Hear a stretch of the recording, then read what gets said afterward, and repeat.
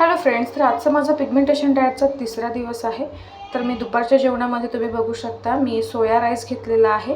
राईसमध्ये मी soya chunks जास्त प्रमाणात टाकलेले आहे. संपूर्ण ताटामध्ये प्रोटीनचं प्रमाण देखील मी व्यवस्थित असेल याची काळजी घेतलेली आहे.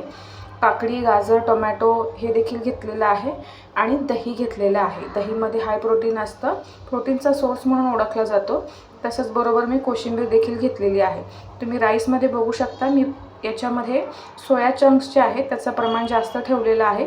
राईस खात असताना त्याचं प्रमाण मात्र आपल्याला कमी ठेवायचं आहे, जास्त प्रमाणात खायचं नाही आहे.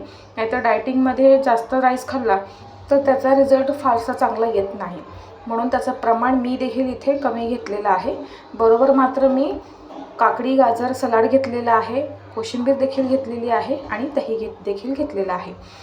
स्किन पिगमेंटेशनसाठी सगळ्यात महत्त्वाचं आहे प्रोटीनची कमतरता आपल्या शरीरात जर असेल तर ती भरून काढणं गरजेचं आहे.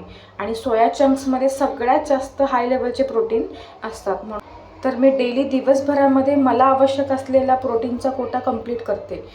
प्रोटीन पावडर घेण्यापेक्षा ज्यातून आपल्याला नॅचरली प्रोटीन मिळतं ते सोर्स आपण जर घेतले आपल्या आहारात तर ते सगळ्यात बेस्ट ठरतं.